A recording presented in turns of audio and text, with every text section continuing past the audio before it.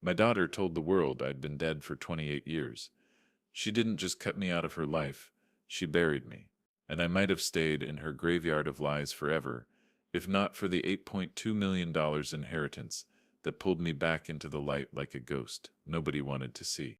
Before we continue, please subscribe to the channel and tell us where you're listening from. St. Louis, Missouri, April 12th, 2025. A gray Saturday that smelled like lilies and candle smoke. I walked into the church for my brother's funeral, wearing the only black suit I owned. People turned. My cousin Edna's face went white. I thought he was dead, she whispered, and she didn't mean my brother. Then I saw her, my daughter, standing tall beside the casket, the picture of sorrow, until her eyes met mine. The blood drained from her face. Her lips parted, but the word never came. Not Dad, not even how. She glanced away, jaw clenched, and hissed to a relative, "That can set be him." The hymn began. I sat in a pew, staring at her profile while whispers rippled like smoke. At the end, she slipped into a side hall of stained glass light. I followed. She spun the second she heard me. "You star's supposed to be dead." That wasn't set fear. It was irritation. "I sent you letters," I said. "Every Christmas, every birthday, postmarked, signed. You sent them back." Her eyes flicked past me, scanning for ears. "Nobody saw them. I told people you died in Siftus 97. Don Sifta ruin this. Don Nest ruin this." The words landed harder than any sermon. This wasn't about grief. It was about control. Mr. Hanson, my brother Sip's lawyer, appeared in the hall, a gray-suited man, envelope thick as a brick in his hand. He placed it into mine. "We still need to meet soon," he said. His eyes lingered. "There's Sips quite a lot to settle." Inside the envelope, I would later find the will, property contracts, penciled dates, May 3rd, first office meeting, July 15th, projected filing, $8,200,000 on the line. And suddenly, my daughter's lie made sense. A dead man cannot inherit. She didn't just erase me for convenience. She erased me to claim everything I might leave behind. I walked back into the nave in a fog. Relatives avoided my eyes. Someone offered coffee in a styrofoam cup. I spilled half down the side. The urn hissed like it was shushing me. My daughter rejoined the crowd, playing the grieving niece. I was the ghost out of place at his own brother's burial. When the pallbearers lifted the casket, I touched the warm cherry wood and whispered, "I'll handle it." Whether I meant the estate or the daughter who tried to bury me, I didn't yet know. The rain had started when I drove home in my dented Ford. Wipers screeched across the glass. In the glove box lay the brass key to my safe deposit box. Pension statements, old pay stubs, and a 2019 photograph of me and my brother at Busch Stadium, date stamped in the corner. Paper proof that I had been alive all along. In my apartment, I set the envelope on the kitchen table. The clock ticked, the radiator hissed. On the counter sat my returned letters, rubber-banded by year: 1999, 2003, 2004, 2011, 2012, 2024. The top one bore the black stamp, "Return to sender, AD dress unknown." I didn't open them. Couldn't. Instead, I poured a whiskey and held the glass until the ice melted into water. My hand shook. Betrayal isn't a thunderclap. It's a leak that rots the beams until the house caves in. Sitting there, I felt the house of my life collapsing. I thought of 2015, when pneumonia pinned me to a hospital bed. 10 days, $2,800 in bills I scraped together alone. No visitors, not even a call, because to her I was already 6 feet under. The whiskey burned, but it couldn't numb the truth. The little girl who once called me daddy had turned me into a ghost, and she wanted me to stay that way. At midnight, I sat staring at the envelope under the weak kitchen light. $8.2 million of reasons she needed me gone. A lifetime of reasons I couldn't forgive her. I pulled a yellow legal pad from the drawer. My hand trembled as I wrote. April 12th. Funeral. Envelope delivered. Daughter confirmed the lie. The pen left a groove in the paper. I dropped it. My chest felt hollow. I thought grief was supposed to come in waves. But this wasn't grief. It was collapse, like a mine shaft giving way under the weight of lies. I poured the rest of the whiskey down the sink, shut off the light, and sat in the dark. The envelope glowed faintly on the table. The room was quiet, except for the tick of the clock, each second a nail in the coffin of the life I thought I had. When I woke the next morning, the kitchen table still looked like a crime scene. The thick envelope, the yellow pad with its single underlined line, the unopened stacks of letters, all of it sat there in silence, staring back at me. I'd barely slept. My dreams had been a slideshow of faces I hadn't seen in years, all whispering the same word, dead. Sunday morning in St. Louis usually smells like bacon grease and coffee from the apartments down the hall. Mine just smelled like paper. My throat was dry, my chest tight. The radiator clanged, reminding me that even rusted pipes could make more noise in the world than I had these past 28 years. I shuffled to the counter and picked up one of the returned letters. Postmarked December 2010.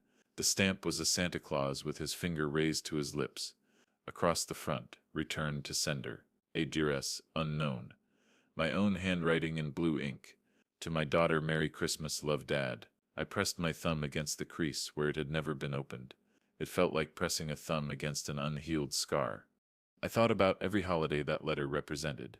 Empty chairs, cold plates, the sound of other families through thin apartment walls. I thought of 2015 again, when pneumonia kept me in St. Mary's for 10 days. I'd stared at the ceiling tiles, counting stains like constellations, while a nurse dropped the bill on my bed, $2,800 due before discharge. I signed it in shaky blue pen, coughing blood into tissues, waiting for a daughter who never came. She hadn't just forgotten me. She'd erased me so completely she couldn't even show up to confirm the deathbed. The shame came first. Maybe I had been a bad father. Maybe I deserved to be erased. I replayed every argument from the 90s, the slammed doors, the one time I yelled when she came home past midnight, the way I worked too many weekends at the construction site. Had I been too strict? Too absent? Was death the story she needed to tell to live with me gone? I sat at the table with my head in my hands, and for the first time in years, I let myself cry. It wasn't a movie cry. No heaving chest, no poetic single tear, just hot, silent water leaking down my face, soaking into the envelope I hadn't opened. By noon, the shame had curdled into something darker. I pulled open drawers and cabinets, scattering old bills and receipts across the table like puzzle pieces. 2019, $699 car repair at Lindell Auto signed by me. 2021, bank deposit slip for $412, teller initials still visible. 2023, prescription refill for blood pressure meds at Walgreens on Gravois. Each one was a fingerprint of my existence. I piled them into stacks, then tore them apart, then piled them again, trying to make sense of a life that had happened but apparently left no witness. My apartment looked like a storm had hit it. Receipts on the floor, old pay stubs across the couch, Christmas cards scattered like leaves. I kept hearing her words, "You were supposed to be dead. Donset ruined this." At 3 o'clock I poured another whiskey. Neat, no ice, just the burn. It didn't soothe anything. It just added a blur to the edges of the room. My hand trembled when I lifted the glass, not from age, but from rage and collapse tangled together. I picked up the phone and stared at the contact list. A handful of numbers, most outdated. My brother's name was still there, though he'd been gone for weeks now. My daughter's number too, saved out of habit. I hovered over it. Part of me wanted to call and scream, "I'm alive." Another part wanted to hear her voice, just to see if she could fake grief as well as she faked my death. But I didn't press it. The silence was answer enough. By nightfall, the apartment was dark, except for the glow of the streetlight bleeding through blinds. The envelope sat unopened, a silent threat. I picked it up, turned it over, and felt the weight of paper that could either confirm or crush me. Inside lay proof that I wasn't just some forgotten old man. I was heir to millions. But the thought of fighting my own daughter over money felt like trying to patch a wound with glass. I set it back down and poured the whiskey down the sink. I watched the amber swirl vanish in the drain and whispered, "You win for now." My voice cracked. I went to bed early, but the night stretched like wire. I lay staring at the ceiling fan as it clicked around and around, the sound like a clock marking seconds I'd never get back. Every turn reminded me that time kept me alive, but her story had already buried me. By Monday morning, I woke with my chest hollow and my head pounding. The shame, the rage, the grief, all of it had settled like bricks on my ribs, but under those bricks was one more feeling, quieter, steadier, a seed of something I hadn't felt in decades, resolve. Because if she wanted me dead, then she had better prepare for what happens when the dead learn how to keep records. Monday morning, April 14th. I sat at the kitchen table with a headache that felt like a nail driven behind my eyes. The envelope still waited, fat with paper, my yellow legal pad open beside it. I flipped to a fresh page and wrote at the top plan. 2 days earlier, at my brother's funeral, I had discovered my own death sentence, authored not by God but by my daughter. On Sunday, I collapsed under the weight of it. By Monday, the collapse had hardened into something sharper. If she wanted me gone on paper, then I would use paper to come back to life. I opened the envelope. Inside was the will, typed neat as a sermon. My name filled the line of air. $8.2 million in assets, most of it tied to land along the Mississippi my brother had held on to since the 80s. I read the figure twice, $8,200,000. The number looked unreal, like someone had left too many zeros on the page. My brother had trusted me, and if I let my daughter's lie stand, that trust would rot in her hands.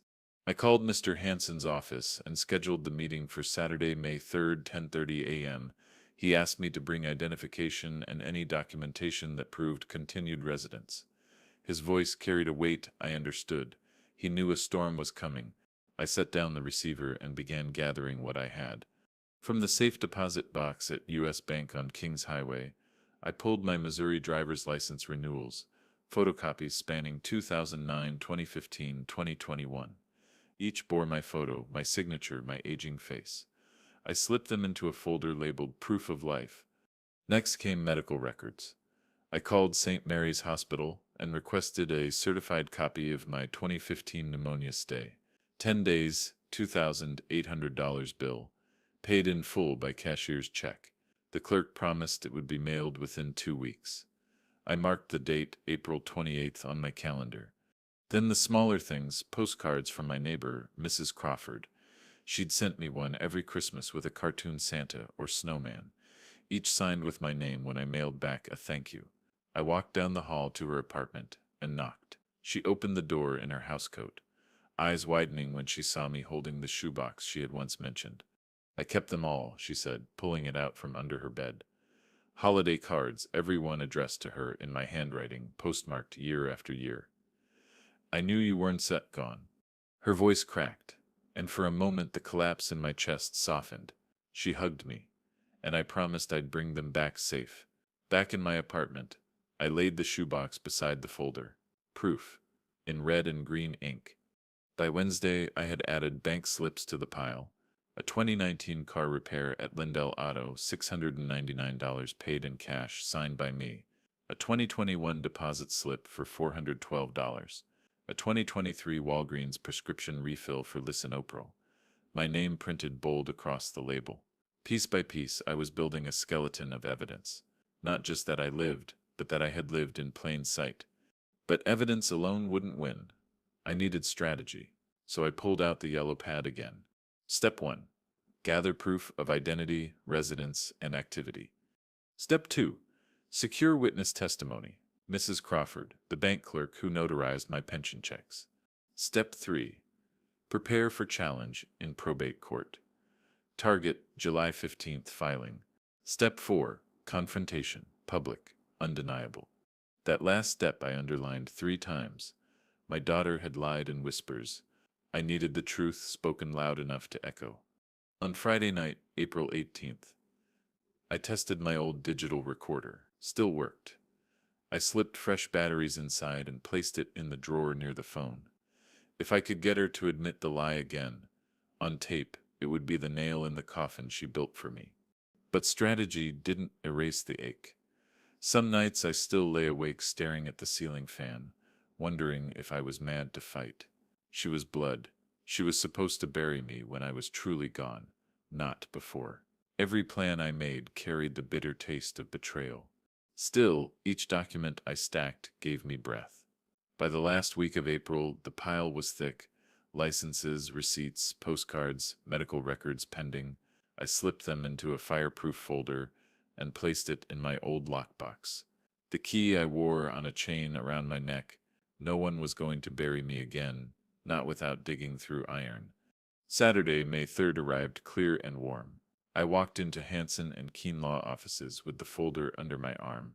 Mr. Hansen looked up from his desk, glasses perched low. "You've been busy," he said. I spread the papers across his mahogany desk like a gambler laying down cards. "She wants me dead on paper," I said.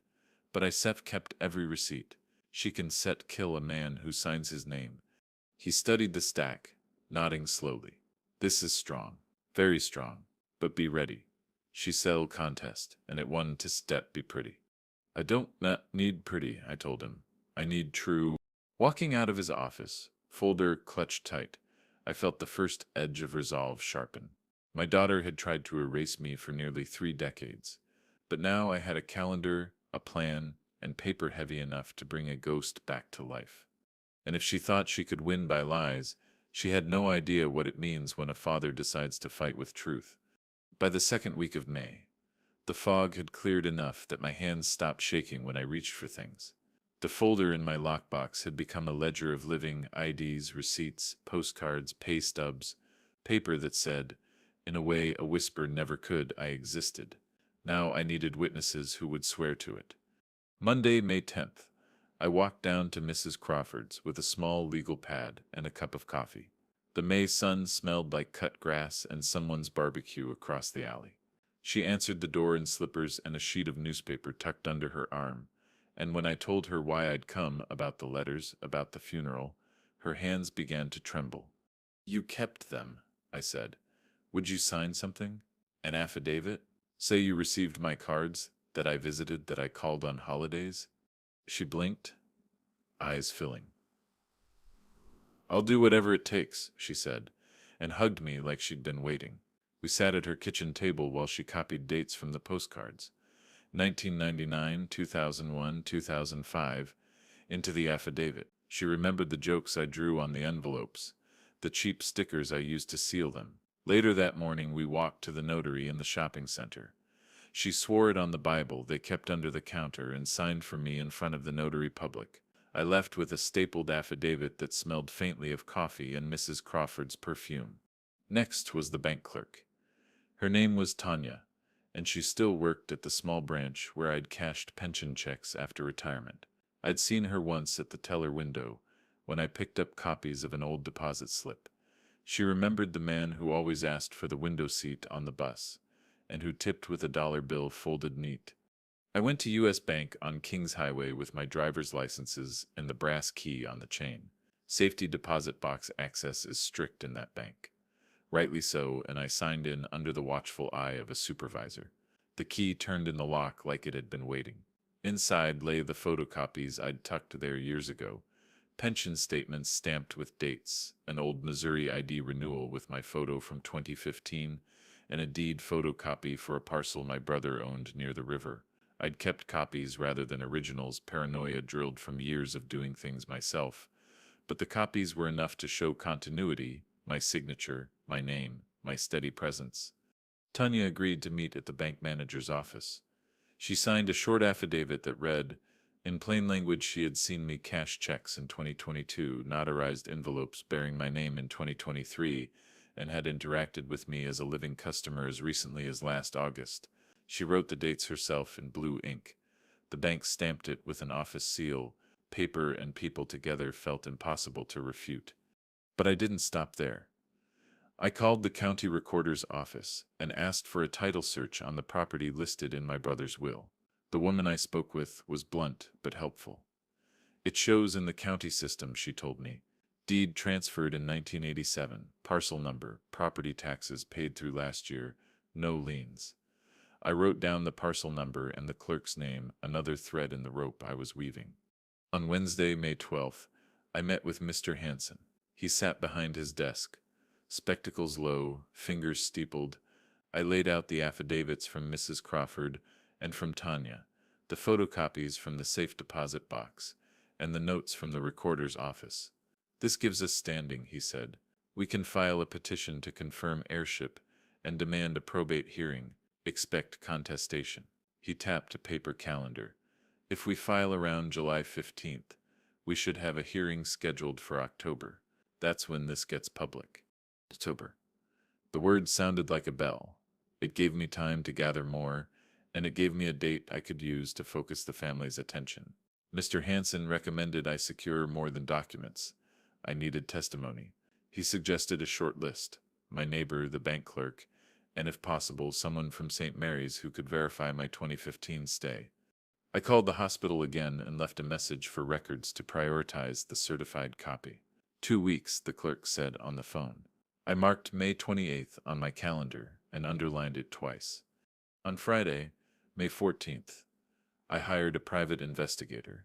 Hiring felt like admitting the war had begun, but Mr. Hansen had recommended someone reliable, a man named Rob from a small agency downtown who did title checks and witness interviews. Rob's fee wasn't small, but it bought me something more useful than results. It bought professional distance. He was efficient. He ran background checks, pulled up utility bills showing my name at the Wyoming Street address, and even obtained a copy of the 2019 Lindell Auto Repair invoice for $699 with my signature. All documents I'd found lying in drawers were now corroborated by neutral sources. Rob also offered a practical suggestion: get the affidavits into the public record sooner rather than later. He could file a sworn declaration with the county clerk's office that the affidavits existed and were truthful. People respond to the record, he said. Not all of them, but enough to make noise. So on May 20th, I went back to the county clerk with Mrs. Crawford and Tanya in tow.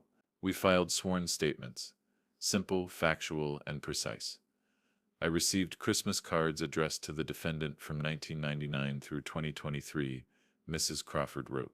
I witnessed Mr. my last name at the bank window on July 12, 2022, Tanya wrote. The clerk stamped them and handed me a carbon copy. The paper felt like armor. There were practical threads, too. I made photocopies of the $2,800 hospital bill and slid it into the file. I had Rob pull last decade's utility records, gas, water, electric, showing my name at the same address. I requested certified mail receipts for every affidavit I sent to Mr. Hansen. This was tedious, bureaucratic work. It was also righteous and small and very human. By the end of May, the pile on my kitchen table had graduated from a mess into evidence. It wasn't dramatic, no courtroom reveal yet, but it was real: affidavits, notarized statements, bank seals, title searches. Each piece made the lie a little less tidy. On the last day of the month, I sat at the table with all those papers spread out like a field. My recorder was charged and placed in a drawer where I could reach it. My hand hovered over the phone to call my daughter, wondering if I should bait her now or wait until the case was inevitable. Strategy matters, Mr. Hansen had said. Timing matters. I closed the folder and felt, for the first time in months, something that wasn't fear. It was a readiness. The methodical work had done what it always does. It turned raw hurt into structure, and structure, even more than anger, makes a man dangerous. Tomorrow, I would use the recorder. The next week, I would arrange a meeting where she couldn't spin the story without the sound of her own voice falling flat. For now, I turned the calendar page to June and circled the hospital's certified record due date. The march had begun. The first week of June carried the heavy heat Missouri is known for. By then, the folder on my kitchen table had grown into a binder thick enough to press flowers flat, documents in plastic sleeves, affidavits clipped neat, certified copies with stamps that caught the light. I had proof that I had been alive for every year she'd tried to kill me off. But paper was only half the fight. I needed her voice. On June 3rd, a Tuesday, I pulled the old digital recorder from the drawer and slipped in fresh batteries. I tested it, clicked record, spoke my name and the date, then played it back. Tinny, but clear enough.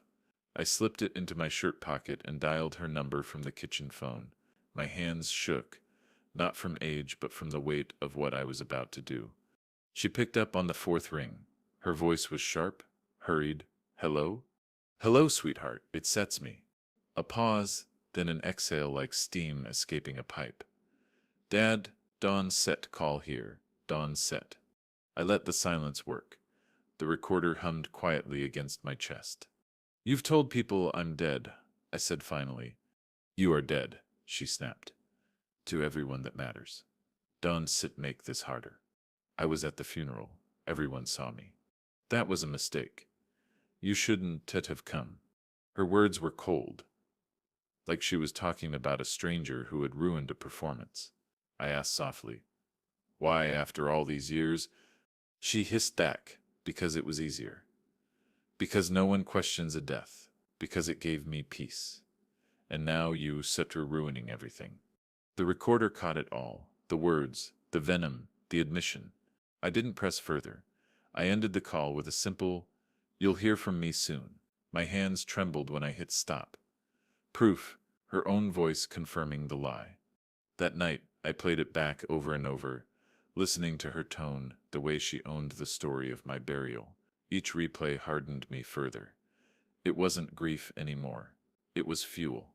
By June 5th, I met with Mr. Hansen again, binder under my arm. I played the recording in his office. He leaned back, eyebrows climbing. She said it plain as day. That'll weigh heavy in court. He tapped the desk. But keep the original file secure. Courts don't like digital tampering accusations. We'll need a sworn affidavit from a sound engineer. Maybe even a transcript certified by a notary. Do it, I said. Every step you think we need. He nodded. We file mid-July. Until then, keep gathering. Don't tip your hand too far. Outside, the city air was thick with humidity and the smell of fried food from a cart on the corner. I walked home with the recorder like it was gold. June 10th. I got the certified hospital record in the mail. White envelope stamped with St. Mary's crest. Inside 10 days of charts from December 2015. My name, my diagnosis, to pneumonia, my signature on the discharge, and the $2,800 bill marked paid in full. I held it like a relic. If a man's life could be reduced to bills and signatures, then this was my resurrection document. By June 15th, the binder was nearly too heavy for one hand. I began scanning copies on the machine at the library, saving them to a flash drive. Redundancy. Every document in triplicate, binder, lockbox, digital. I wasn't going to lose my life twice. But paper and audio weren't enough. I needed to rattle her.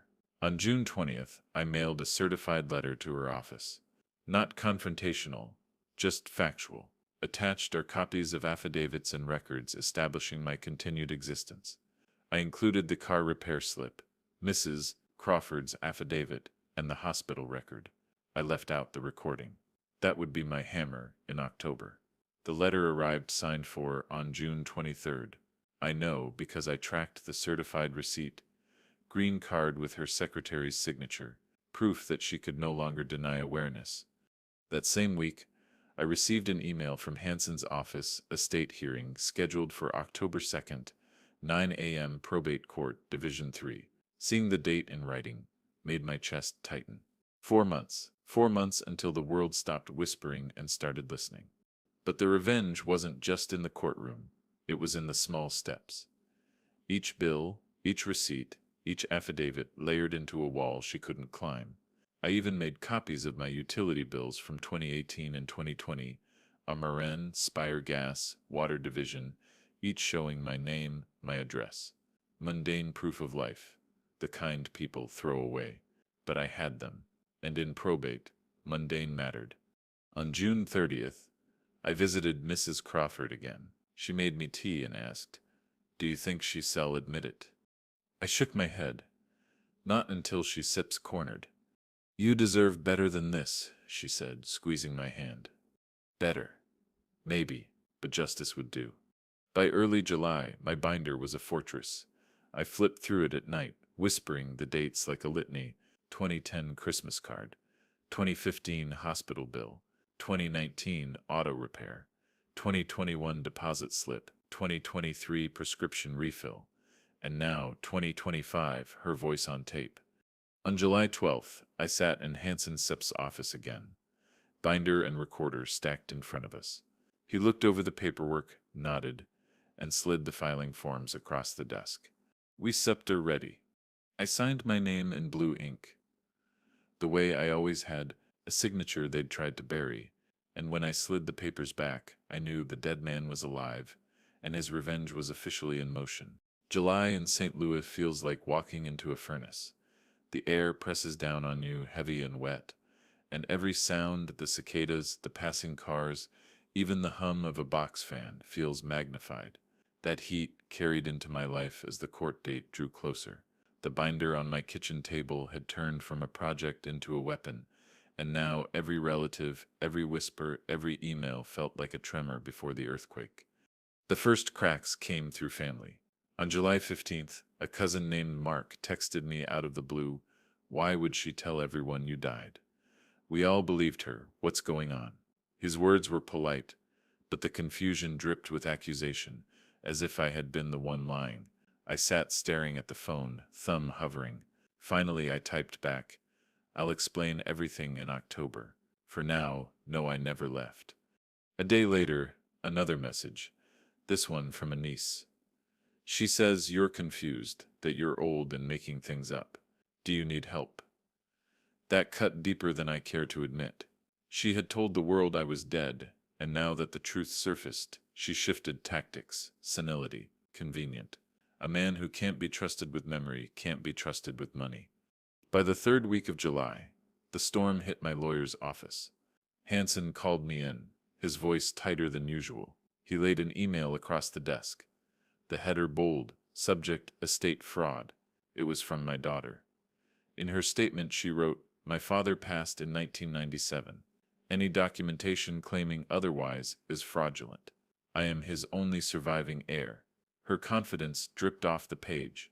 She even attached a death notice she had typed years ago, a crude Word document printed on plain paper. No date, no stamp, no signature, just her lie made official by repetition. I laughed when I read it, but it was the kind of laugh that curdled in my chest. Hanson didn't set laugh. "She seps trying to create noise," he said. "We set file our rebuttal with affidavits. But be prepared. She set I'll drag your name through the mud." The mud came quickly. In late July, an old friend called me after running into her at a grocery store. She said, "You're unstable," he told me. Said you showed up at the funeral drunk, confused, that you've been sending fake letters for years. His voice carried doubt, even though he wanted to believe me. Lies travel fast when they're whispered at eye level in the frozen foods aisle. I wrote everything down on my calendar. July 15th. Estate filing submitted. July 17th. Mark's text. July 20th. Niece's email. July 22nd. Fraud claim email. Keeping the dates neat helped me keep my mind steady. Each entry felt like hammering nails into the timeline. So when October came, I could lay it all down and say, "Here, Judge, is what happened day by day." The pressure leaked into daily life too. My landlord pulled me aside one evening, embarrassed. "Your daughter called here," he said. "Asked if you were really the tenant or if someone was squatting in your apartment." He shook his head, muttering, "Strangest thing I've ever heard. Why would she?" His voice trailed off. I showed him my lease renewal from 2022, my signature across the bottom. He nodded, uneasy. Lies don't just attack reputation, they unsettle the ground you walk on. By August 1st, the strain was visible. Family dinners I wasn't invited to, cousins suddenly too busy to answer calls, whispers echoing across pews at Sunday service. In one particularly bitter moment, a neighbor down the hall muttered, "Thought you were dead," as he passed me in the stairwell. He smirked, as if it were a joke. I carried his words with me the whole night. But even in the suffocating heat, the binder grew thicker. On August 5th, Rob, the PI, delivered a folder of utility records, gas, electric, water, spanning 2010 to 2024, all in my name at the same Wyoming Street address. "They're boring," he said, sliding them across the table, "which makes them perfect. Boring is bulletproof." That week, I also received the certified transcript of the recorded phone call. A notary had stamped each page, confirming the words were true. Reading her voice in black and white print was like pressing my hand to an open wound. You're supposed to be dead. Don't ruin this. There it was, immortalized in ink. Still, the tension didn't just sit on paper, it sat in my body. I started waking at 3 in the morning, staring at the ceiling fan as it ticked like a slow metronome. The apartment felt too small, the walls too thin. I paced between the kitchen table and the front window, binder in hand, rehearsing in my head how I would present it in court. One night, after tossing until dawn, I opened the binder and spread everything across the table: affidavits, receipts, bills, recordings, transcripts, my life reduced to paper islands under a yellow kitchen light. I whispered to myself, they'll see. They'll all see. Saying it out loud helped. On August 10th, Hansen called with news. Probate court has confirmed the hearing for October 2nd, Division 3. Your daughter's attorney has already filed a preliminary statement claiming fraud, but we'll be ready. His tone steadied me. There was comfort in hearing a lawyer sound confident. As the weeks crawled by, tension thickened like humidity. By late August, rumors reached me that she was telling coworkers her father was an imposter, a fraudster trying to scam his way into millions. She was weaving a new web, even as the old one unraveled. I circled each lie on my legal pad like an enemy position on a battlefield map. September arrived with no relief from the heat. The days shortened, but the pressure didn't. I received another letter from her lawyer, blunt and cold. We will contest the estate vigorously on grounds of fraud and fabrication. I placed it into the binder with steady hands. Every threat she sent became part of the evidence against her. By mid-September, I had grown strangely calm. The collapse of April was gone. In its place was a taut wire of focus. Every rumor, every whisper, every accusation only tightened the line. October was no longer a date on a page. It was a destination, a finish line. And in the stillness of late September nights, when the air finally cooled enough to let the windows open, I sat with the binder on my lap and thought she buried me with lies, but she never counted on the resurrection of truth. The stage was set. The showdown waited in October. October 2nd, 2025. St. Louis Probate Court, Division 3. The building smelled like old varnish and coffee that had been warming since dawn. My binder rode under my arm like a second rib cage. When I pushed through the heavy wooden doors, the room turned and looked: lawyers in navy suits, a bailiff with a jaw like granite, a clerk arranging files with the tidy precision of someone who hates chaos. My daughter sat at the respondent's table in a fitted suit, hair perfect, eyes flat. Beside her, a tall attorney with silver at his temples scrolled through notes on a tablet. She didn't look at me. She looked past me, as if I were air, as if ghosts didn't cast shadows.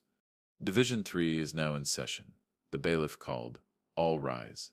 Judge Alvarez took the bench. She had the kind of presence that quiets a room without raising a voice. She scanned the docket, then lifted her eyes to the tables. Estate of Michael R. Brother Sips, last name, petition to confirm heirship, appearances. David Hansen for the petitioner, my lawyer said, gesturing to me. Robert Finch for the respondent, her lawyer said smoothly, touching his client's sleeve as if to remind the court she existed and I didn't. Very well, the judge said. Mr. Hansen, call your first witness. We didn't start with me. Hansen started with paper. Your Honor, before testimony, we'd like to move into evidence petitioner's exhibits A through H. He numbered them as the clerk took copies, including but not limited to notarized affidavits from 2 independent witnesses, certified medical records from St. Mary's Hospital dated December 2015, bank records and utility statements spanning 2010-2024, and a certified transcript of a phone call between respondent and petitioner dated June 3, 2025. Mr. Finch was on his feet. Objection to the transcript on authenticity. Hansen didn't miss a beat. The original recording device is present in court, Your Honor. We have a sworn statement from a neutral notary attesting to the transcription. Chain of custody is documented. We still lay foundation with witness testimony. Overruled for now, Judge Alvarez said. Foundation to be established. Proceed. Hansen called Mrs. Crawford first. She walked slowly to the stand in her best blouse, hands folded around her handbag like it might try to escape. She swore in with a clear voice. "Mrs. Crawford," Hanson said gently, "how do you know the petitioner?" "He Seps, my neighbor," she said, smiling toward me. "Since the late Seps 90s, we have coffee on Fridays. He fixes my sink when it leaks." "Did you receive Christmas cards from him regularly?" "Every year," she said. "Since 1999, I saved them." She tapped the shoebox we sipped brought. "He always drew little snowmen on the envelope." "Your Honor," Hanson said, "Exhibit B. The shoebox of holiday cards postmarks ranging 1999, 2023. Finch stood. Objection. Relevance. "Overruled," the judge said, without looking up. "It goes to continued existence and residence." Continue. Finch cross-examined. "Mrs. Crawford, you set for fond of Mr. My last name. Arn set you." "I sept some fond of honest people," she said. "That septs why I accept some here." A ripple of laughter washed the gallery. The judge's mouth twitched. Finch sat. Hanson called Tanya, the bank clerk. Next. Uniformed, precise. "Do you recognize the man sitting at counsel table?" he asked. She nodded. "Yes. He Sep's been a customer for years. He notarized envelopes for his pension checks in 2023. I saw him at my window last August." "Exhibit D," Hanson said. "Affidavit signed by Miss Last Name, stamped by the bank." Finch tried the same angle. "Do you keep perfect memory of every customer?" "No," she said. "But I remember men who say please and thank you." She looked at me again. "He always did." Then came Rob, the PI, utility records, and lease renewals. I verified Ameren, Spire Gas, and Water Division accounts in petitioner's name for the Wyoming Street apartment from 2010 through 2024, he said, holding up certified printouts. I also obtained a copy of a 2019 invoice from Lindell Auto, $699, signed by the petitioner. Finch objected to the PSIP's scope. "Your Honor, this is a probate matter, not a grand tour of every receipt the man has ever touched." The Judge Espet's eyes sharpened. "Counsel, if your client asserts the petitioner is deceased, receipts showing life are relevant." Overruled. Hanson looked at me, and I knew it was my turn. I stood, placed my hand on the Bible, and swore. I could feel my own pulse in my fingertips. "State your name," Hanson said. I did. "Mr. My last name. Where do you live?" "Wyoming Street, St. Louis. Been there a long while." He guided me through the timeline. Not grand speeches, just stones across a river. "Did you undergo a hospital stay in December of 2015? "Yes," I said. "Pneumonia. 10 days. Paid a $2,800 bill by cashier Sep's check." "Exhibit C," he said. "Certified medical records from St. Mary Sep's Hospital. Your Honor, note discharge signature and payment receipt." I looked at my daughter. Her face did not move. "Did you maintain contact with your daughter after 1997? Hanson asked. "I tried," I said, voice low. "Letters every Christmas, every birthday. They came back with return to sender stamped across my name." "What did your daughter say to you at your brother Sep's funeral on April 12th of this year?" I swallowed. The church light flashed in my mind. She said, "Fos to be dead. Don't fit ruin this essa." Finch objected, hearsay. But the judge lifted a hand. "We have a proffer of a later admission." Overruled at this time. Hanson nodded to the clerk, then to me. "Mr. My last name, do you recognize this device?" "My recorder," I said. June 3rd, I called her. I recorded the call. We laid the foundation, original device, date, batteries replaced and sealed, the notary's transcript. Hanson pressed play. The courtroom filled with the tinny hum. My careful, "Hello, sweetheart. It's me." And then her voice, a voice I had known since it first said Daddy. Cold, controlled, unmistakable. "You're supposed to be dead. Don't ruin this." The admission, clear as glass. The gallery air changed. A murmur curled through the seats, like wind through tall grass. The judge lifted her eyes to my daughter for the first time with something like curiosity. Finch rose. "Your Honor, we contest the authenticity. Voices can be manipulated. And even if it were her, she was speaking metaphorically, emotionally, not literally. Hansen didn't bother to hide a smile. We also submitted the certified transcript with the notary's seal and were prepared to produce the notary for testimony. But more important, counsel metaphors don't file emails to this court claiming a man died in 1997. He lifted a page. Respondent's email of July 22nd, subject line, estate fraud. She repeats that he is deceased and attaches a typed death notice with no certification, no county seal, no certificate number. The judge held out a hand. Let me see that. She studied the page, thumb tracing the edge. Counsel, where is the official death certificate? If your client SIP's assertion is that the petitioner died in 1997. Finstep's composure faltered. Your Honor, there may have been a clerical loss, records from that era. No, the judge said, calm as a hammer. There may not. The state of Missouri issues death certificates. If you want this court to accept the fiction of death, produce one. Silence pooled, my daughter's eyes fixed on the table. Finch pivoted. We do have an HR bereavement record from 1997, he said, lifting a document. My client received 3 days SEFT-paid leave on the representation that her father had passed. This corroborates her good faith belief. Hansen stepped forward. It corroborates only that she told her employer a lie 28 years ago. The absence of a death certificate is not an administrative oversight. It accepts the truth, poking through her story. The judge's gaze settled on my daughter. Miss her last name, if you wish to be heard, now would be the time. She stood like a ballerina on a stage she no longer controlled. He left, she said.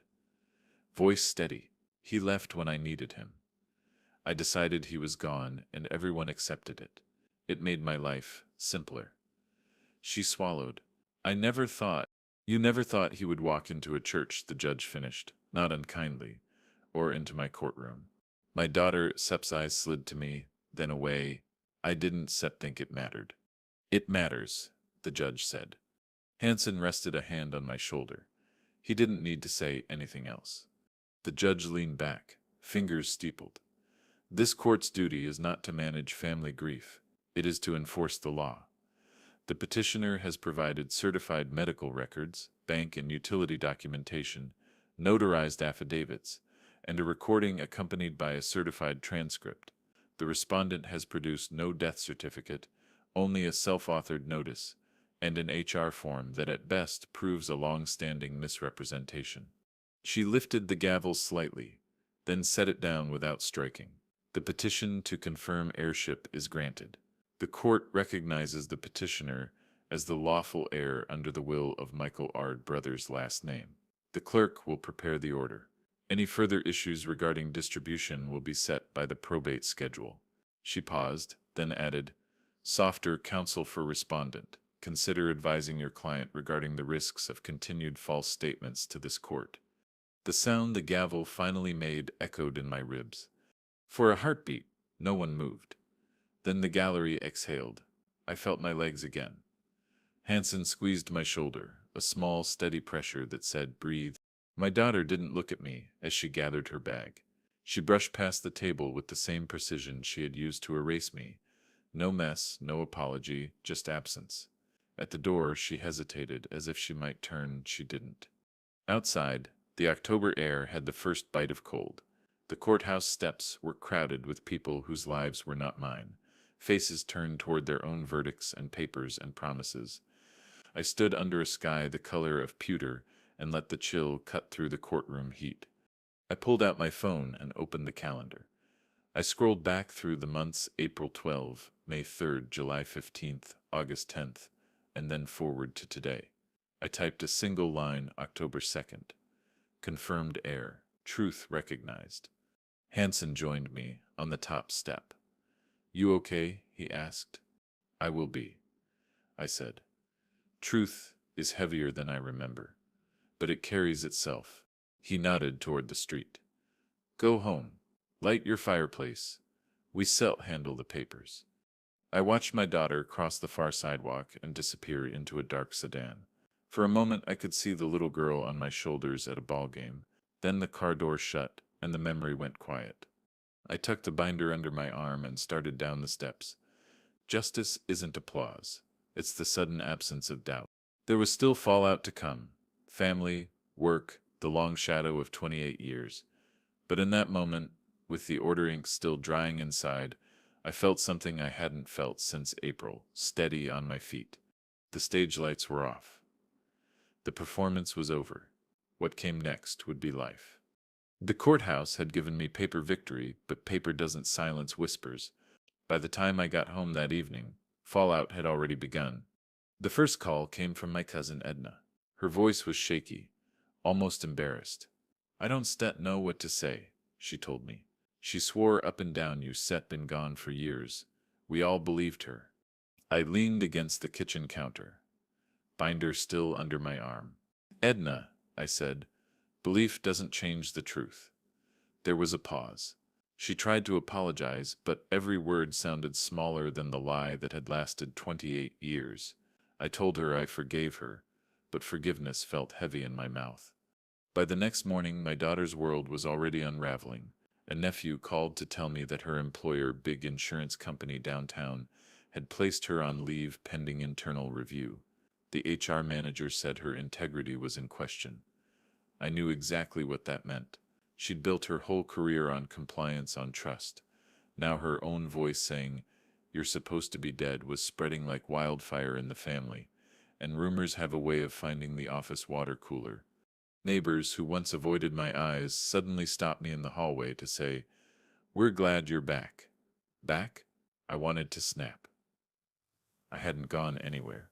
But I nodded, polite, because ghosts don't get to argue with the living. On October 5th, I walked to the corner store for milk and bread. The cashier, a kid who couldn't have been born when the lie started, squinted at me. "Aren't you the guy from the news blurb?" he asked. I frowned. He pulled out his phone. There it was, a local blog headline. "Daughter declares father dead. Court proves otherwise in $8.2 million estate case." The story had leaked. My chest tightened. I bought the milk, paid cash, and walked home fast. That night I sat staring at the binder. Victory in court didn't erase what she'd done. If anything, it made the betrayal heavier. Family called not to comfort me, but to gossip, to pick sides. Half wanted to know if I'd share the inheritance. The other half wanted to know how she could lie so long. No one asked how it felt to sit at Christmas with unopened letters, or to cough blood in a hospital bed with no visitor. The silence from my daughter was worse.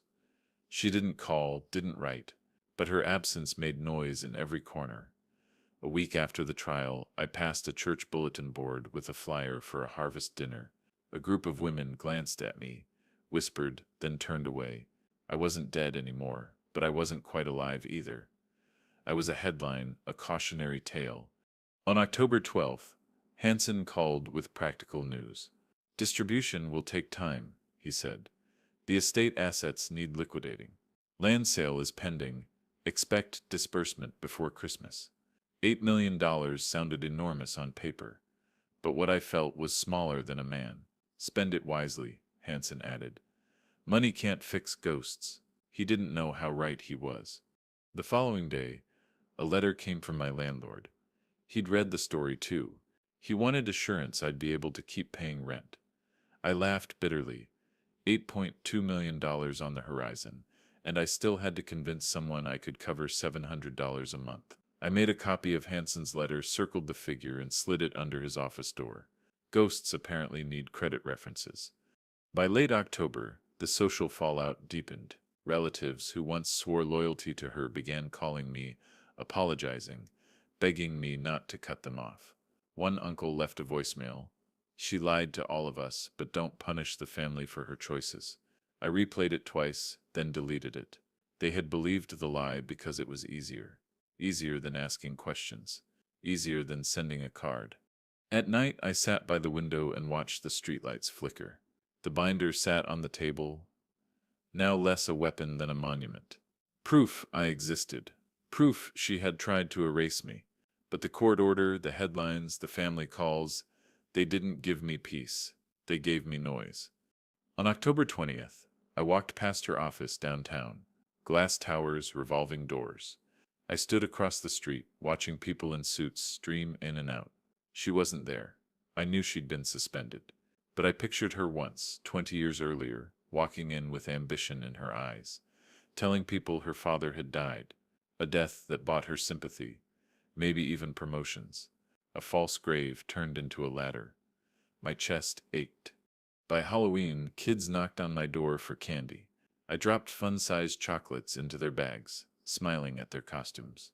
One mother looked at me hard before whispering, "Good to see you back. Back, always back." No one seemed to realize that being erased had taken 28 years I could never reclaim. But I didn't argue. I handed out candy, locked the door, and sat alone in the quiet. $8 million would soon be in my name. My daughter's reputation was collapsing. Justice had been done, and yet I felt like a man still clawing out of the dirt of a grave he never asked for. I poured myself a glass of water, set it on the table beside the binder, and whispered into the silence, "Truth has weight, but sometimes it weighs too much." By November, the air in St. Louis carried that sharp edge that tells you fall is nearly gone and winter is on its way. Leaves curled brown in the gutters, and the courthouse echoes had finally quieted. The papers were signed. The order was entered. What remained was justice, not vengeance for its own sake, but balance. The estate liquidation began mid-November. Hansen called with the news. "Sale closed on the river parcels," he said, his voice steady as always. "Funds transferring through escrow. Expect deposits within 2 weeks." The figure was enormous. $8.2 million. A sum I could hardly picture, let alone hold. I wasn't the sort of man who thought in millions. My life had always been wages in envelopes, bills taped to the fridge, hospital receipts folded into drawers. Money had been survival, never abundance. But now, abundance was mine. The first act of justice was simple. I paid off every debt that had shadowed me. Old credit card balances, lingering medical fees, even a stubborn $600 bill from a roofing repair I'd put off for too long. One by one, I wrote checks in blue ink, signed with the name my daughter had tried to erase. Each signature felt like a resurrection. Next, I thought of Mrs. Crawford. She had saved my cards, sworn in court, stood by me when even family had not. I knocked on her door the week after Thanksgiving with a folded document in hand. "The roof you've been patching with tar every spring," I told her. "It's time it was fixed properly." I handed her a contract already signed, paid in full for a new roof, siding, and windows. Her eyes filled, and she whispered, "You didn't have to." "I did," I said simply, "because you remembered me when it mattered." The second act of justice was more symbolic. I took a drive out to my brother's old property, land I now owned free and clear. The fields stretched bare under the gray November sky. I parked my truck, stepped out, and pressed the deed into my palm like it was a living thing. My brother had worked his whole life to hold on to this land. He had chosen me, not her, to carry it forward. And despite her lies, here I stood, alive. Legal, recognized. I whispered to the wind, "I'll take care of it." But justice wasn't just about rewarding loyalty or honoring the dead. It was about boundaries. My daughter had tried to bury me for cash, and now the cash had buried her lies instead. Every whisper in the family circled back to the courtroom. Every cousin who once believed her now avoided her. She walked into rooms, and silence followed her like a shadow. That was the justice she feared most. Not losing the money, but losing the image she had built on a false grave. Still, I didn't celebrate her ruin. Justice is balance, not cruelty. I didn't publish the transcript, didn't spread the recording beyond court. I didn't need to. The truth was already in the record books, stamped and sealed. She would live with that, and I would live with my own dignity intact. On December 1st, the wire transfer hit my account. $8.2 million. The numbers glowed on the bank screen like they belonged to someone else. I printed the confirmation slip, folded it carefully, and slid it into my binder beside the hospital bill, the receipts, the affidavits. Proof of life, proof of victory, proof of justice, all together in one file. With the money, I bought my brother's old house outright, restoring it instead of selling it. The first night I slept there, fire in the hearth, I felt something I hadn't in decades. Rooted. No more apartments. No more returned letters. This was mine. Legally. Permanently. I carried the deed in my pocket for a week, like a talisman. Christmas lights began appearing around the neighborhood. Families gathering, children laughing. For years I had been the ghost outside those windows, the man people whispered about. Now, as I hung a single string of lights across the porch of my brother's house, I thought, justice doesn't erase the past, but it steadies the present. I invited Mrs. Crawford over for dinner. I even asked Hanson to join. We ate pot roast at the long oak table, my brother once used for family gatherings. At the end of the night, Hanson raised a glass. To truth, he said, hard fought, but never buried. I clinked his glass and replied, to boundaries, to knowing when enough is enough. Because that's what justice truly was for me. Not vengeance, not destruction, but the act of setting a line in stone and saying, you cannot cross this again. My daughter never called, she never wrote, and I never chased her. Justice didn't require reconciliation. It required recognition, and I had that now, stamped with the seal of the state, inked in the record books, whispered through every family story. When I closed my eyes at night, I no longer saw the coffin she'd built for me. I saw a ledger balanced. Winter set in across Missouri, and for the first time in nearly 3 decades, I sat in a house that was truly mine. My brother's home creaked under the cold the way old houses do, pipes knocking, floors groaning, but every sound reminded me I was no longer just surviving. I was living.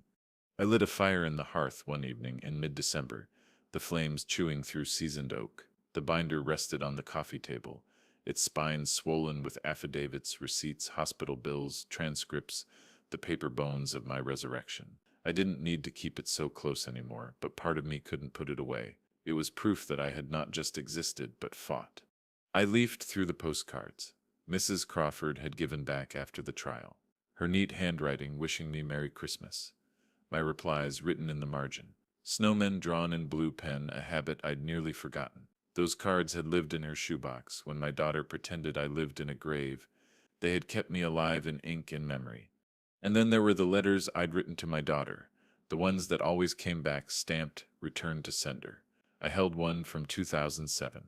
My handwriting was younger, steadier. Happy birthday. I'm proud of you. Love, Dad. She had never read it. She never would. I slid it back into the envelope and placed it carefully in the binder, not as evidence now, but as history. The inheritance had brought comfort. My debts cleared, my brother's land restored, my roof secure, but wealth wasn't what filled the room that night. It was the quiet. For years my life had been defined by absence, an empty chair at holidays, unanswered calls, unopened letters. Now there was no need to wait for anything. The silence was mine, not hers. Sometimes, though, that silence hurt. I would look at the mantel where I'd placed a single framed photo, me and her years ago, her arms around my neck at a Cardinals game. She couldn't have been more than 10. The picture was sun-faded, edges fraying. She had once looked at me with joy, not calculation. I'd carried that memory through 28 years of absence, and it felt heavier now than ever. I thought about calling her, even after everything. Not to reconcile, but to tell her the truth had set me free, whether she liked it or not. But the phone stayed on the table. Justice had already spoken. Sometimes reaching back only pulls you under again. As Christmas neared, family members sent cards. A cousin wrote, "We're glad to see you back, alive." That word, alive, landed differently now. People threw it around like it was casual, but to me it was everything. I had been erased. To be seen as alive again was both vindication and a wound. One evening, Hanson stopped by with paperwork. After we signed the final distribution forms, he lingered. "How do you feel now that it's over?" he asked. I stared at the fire. Like I'd been carrying a coffin on my back. Now it's finally on the ground. He nodded. Justice isn't at peace, but it seps weight off the shoulders. "Maybe," I said. But peace doesn't come from court orders. It comes from knowing where to stop. Later that night, I sat by the window, the snow just beginning to fall. I whispered to the dark glass, "You didn't lose me, you gave me away." The words floated in the quiet like smoke. They weren't for her, they were for me. That became my reflection. I hadn't been taken by death or misfortune. I had been given away by someone who chose convenience over truth. And now, by proving I was alive, I had taken myself back. I thought about how revenge stories often end with cruelty, with someone ruined, humiliated, destroyed.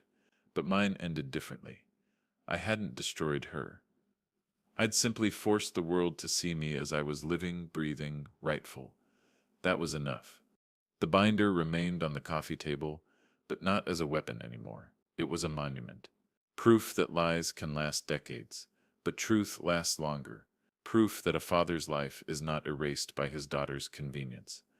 The snow fell heavier outside, blanketing the street in quiet white. I watched it gather on the porch I now owned, under the roof I had earned, on the land that was mine by right and by will. For the first time in decades, I didn't feel like a ghost. I felt steady, present, alive. And I knew this. Justice isn't loud. It isn't fireworks or applause. It's the steady flame in the hearth, the signed deed in your pocket, the silence of a house that belongs to you. It's knowing the truth stands, even if love does not. 6 weeks after the courtroom verdict, life had taken on a strange rhythm. The storm had passed, but the echoes stayed. The papers were all signed, the money secure, the estate in my name. On the surface, everything was settled. But in my chest, it still felt unsettled, like the dust hadn't quite landed after a demolition. It was a gray January morning when the letter arrived. The envelope was plain, postmarked 2 towns over. My daughter's handwriting, older now, but still hers, spelled out my name. Seeing it made my throat tighten. For nearly 3 decades, my letters had come back unopened. Now here was one, finally sent to me. I held it for a long while at the kitchen table. The binder sat just a foot away, stuffed with every receipt and affidavit that proved I was alive. The fire popped in the hearth. Outside, snow slushed on the street. Inside my hand, her letter felt heavy. I didn't open it. I slid it into the drawer with my own returned envelopes, the Christmas cards, the birthday notes, all marked "Return to Sender." This new letter belonged with them. Part of the same story. Some graves stay closed. In the weeks that followed, whispers kept circulating through the family. Some cousins reached out, cautiously. A voicemail here, a short text there. We should catch up, but I kept my replies polite and brief. I didn't owe them explanations. They had chosen the easier story for nearly 30 years. They could live with the harder one now. At church, people looked at me with a mix of pity and curiosity. A woman I'd known since childhood pressed my hand and said, "You're a miracle, coming back after all this time." I smiled faintly, but inside I thought I didn't come back. I never left. The newspapers eventually moved on. The headlines about the dead man and the inheritance scandal were replaced with other stories. Politics, crime, the next tragedy. But even as the world forgot, I remembered. Memory is heavier than newsprint. I poured my focus into small, steady things, repairing the porch steps on the house, painting the kitchen walls a pale gray that felt clean, hanging curtains in the upstairs windows where the glass rattled in the wind. Each nail I hammered reminded me that I was no longer waiting to be erased. Still, there were nights when silence pressed too close. I'd sit in the living room, binder on the table, fire crackling, and think about the years I'd lost. 28 Christmases alone. 28 birthdays with silence instead of a phone call. Grief is strange. It doesn't vanish when justice comes. It lingers in the spaces money can't touch. One evening in February, I found myself driving past the old apartment building where I had lived when the lie began. The windows were lit, curtains drawn, life going on for someone else inside. I parked for a moment, staring up at the brick facade. I thought about all the letters I'd written at that kitchen table, all the hopes I'd licked into envelopes, only to have them come back like boomerangs. I whispered to the building, "I survived you," and then drove away. The inheritance had made me wealthy, at least by numbers. But what mattered more was the boundary it built. No one could erase me now. My name was etched into the public record, into deeds and court orders. My daughter could keep telling lies, but the law had spoken. That was enough. As winter edged towards spring, I found myself sitting less with the binder and more with the future. I donated to the church's roof fund. I promised Hanson I'd draft a clear will so no one could twist my story when my time truly came. And I walked the land my brother left me, feeling the soil crunch under my boots, promising him I'd keep it in the family, not in the hands of someone who had declared me dead. The letter from her stayed in the drawer. I never opened it. Maybe it was an apology. Maybe it was anger. Maybe it was nothing at all. Whatever it contained, it couldn't undo the silence of 28 years. Some doors once closed aren't meant to be reopened. And so the aftermath wasn't fireworks. It wasn't triumph shouted from rooftops. It was quieter, heavier, but real.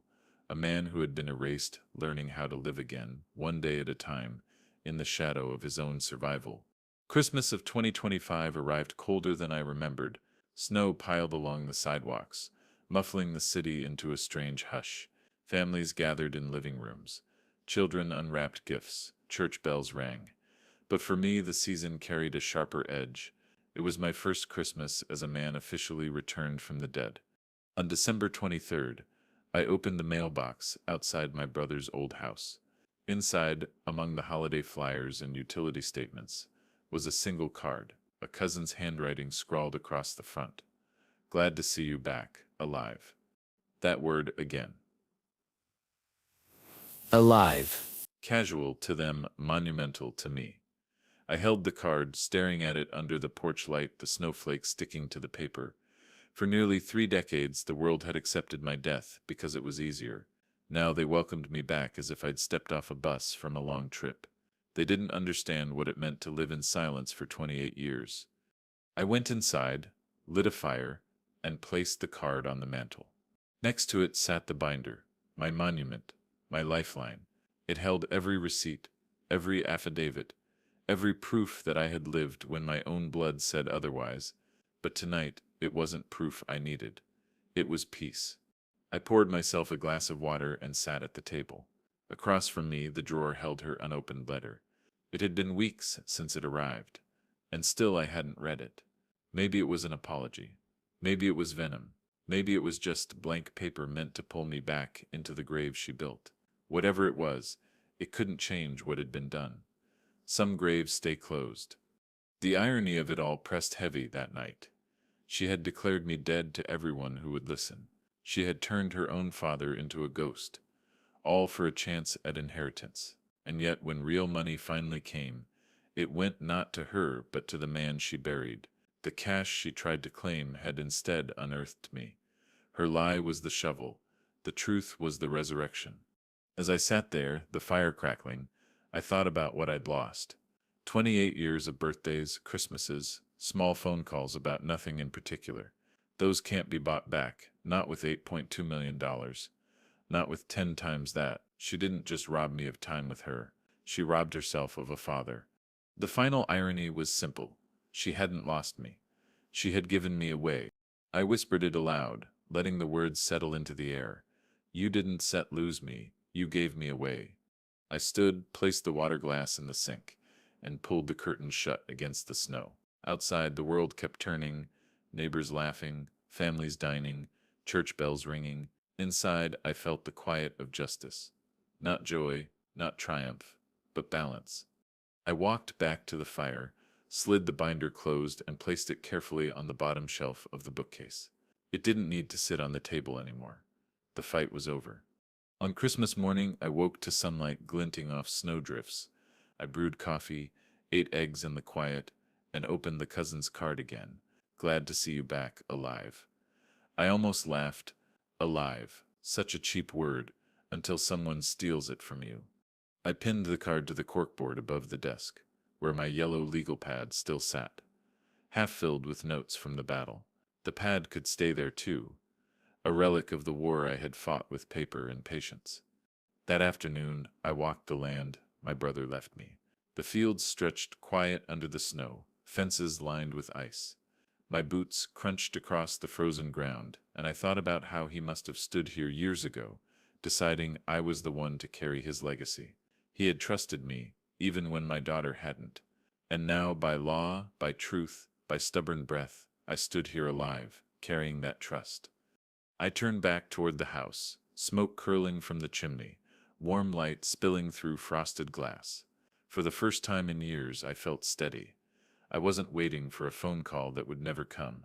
I wasn't hoping for a card that would only be returned. I was living, recognized, undeniable. Justice had been served, and in its quiet way, it was enough.